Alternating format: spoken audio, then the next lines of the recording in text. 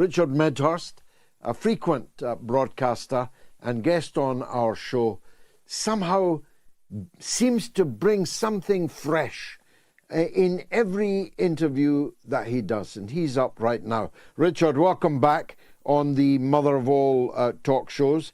We just heard from Jerusalem that the United Nations has again refused to demand a ceasefire.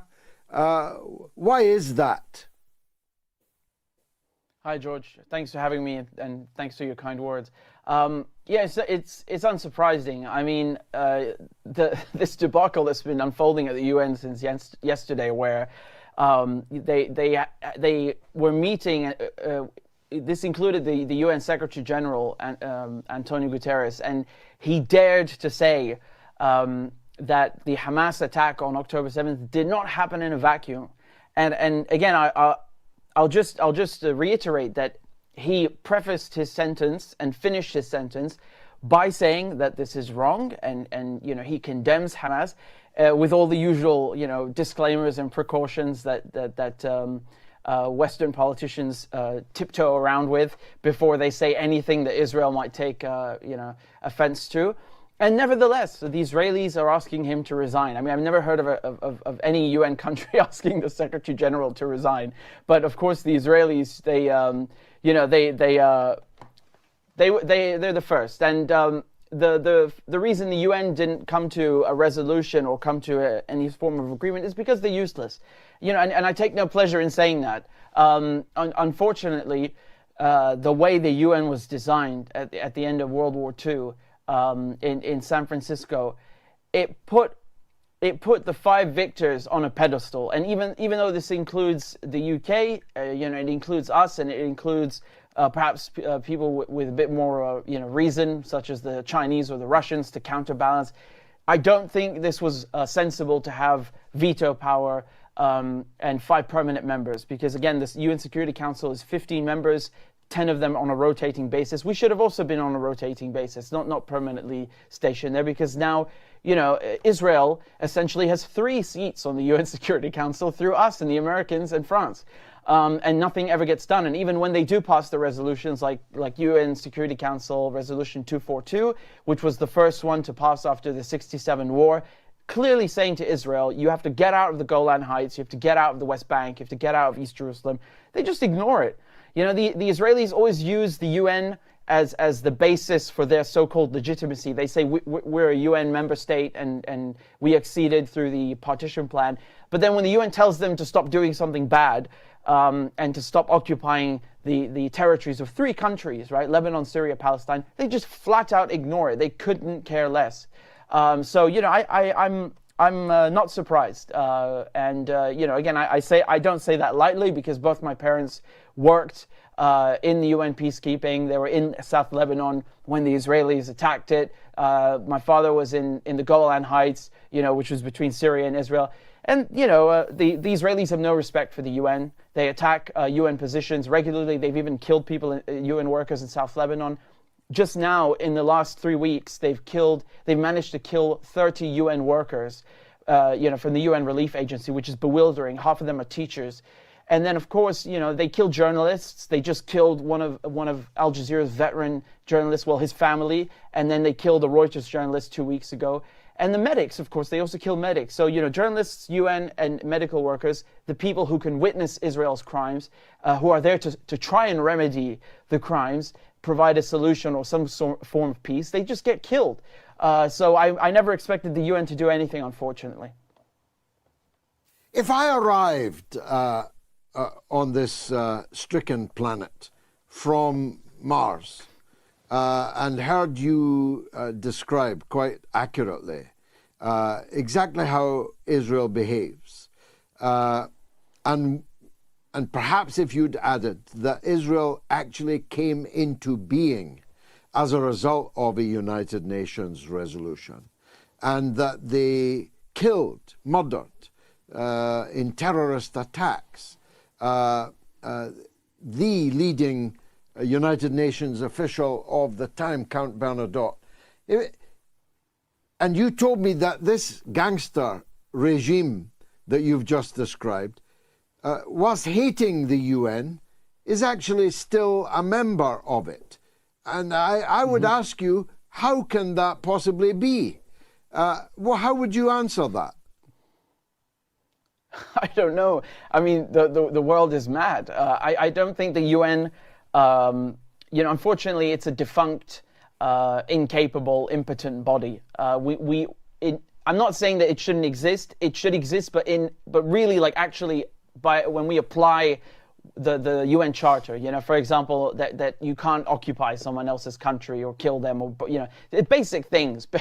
We're not asking much. If Israel actually cared, they would just follow the UN Charter. It's really not complicated.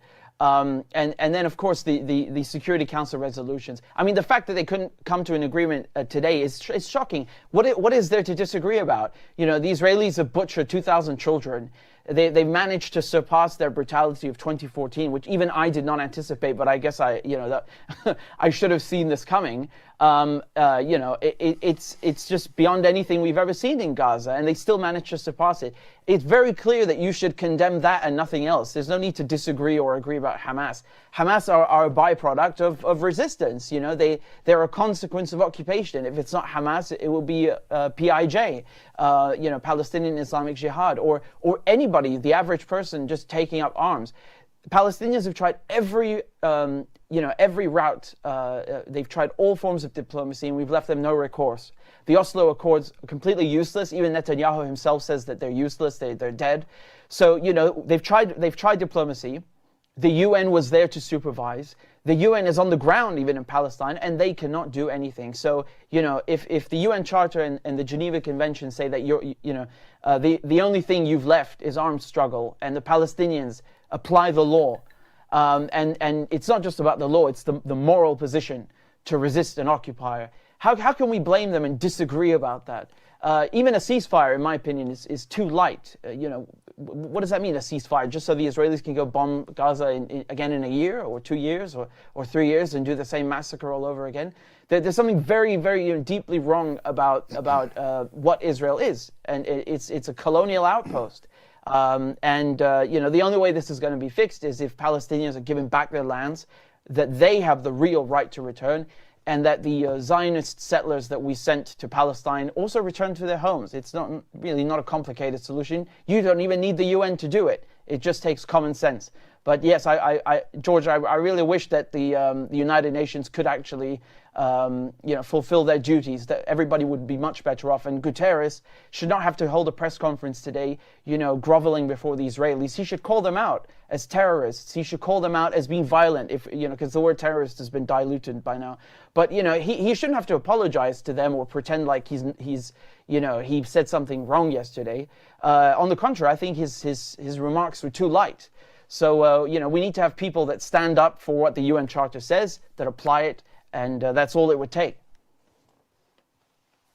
What's the feeling about the Lebanese front? There's obviously skirmishing going on. Israel is poking the bear.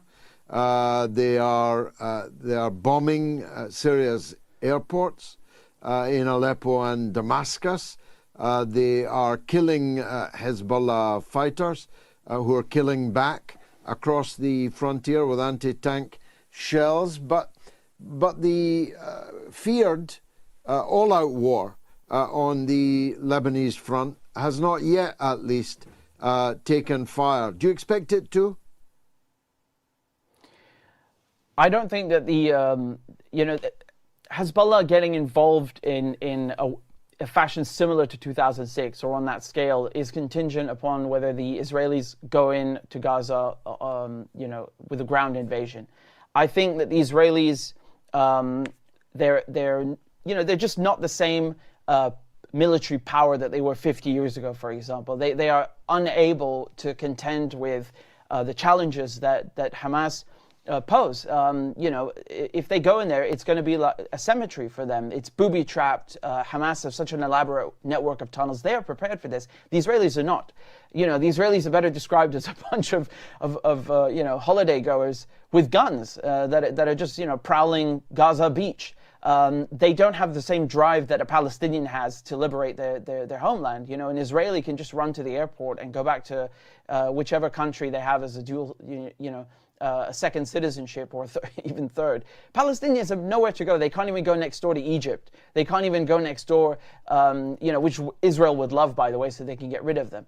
Palestinians have the drive of somebody fighting on their own land and fighting for their land, just like the Vietnamese against the French and against the Americans. You cannot replace that or replicate it or imitate it or buy it or train it into someone. So when it comes to Lebanon, the Hezbollah have been involved and in a very elaborate way, because what they've been doing is causing panic and paranoia amongst the Israelis. They don't actually have to commit themselves to pushing through like Hamas did on October 7th. Just by shelling some of the Israeli positions, which I should reiterate are on Lebanese soil, they're illegally occupied by Israel. Just by doing that, Israel have sent multiple divisions up to the north, because they are paranoid. You know, they've got their finger on the trigger, and they're scared that Hezbollah is going to come and humiliate them, like in 2006, at any moment.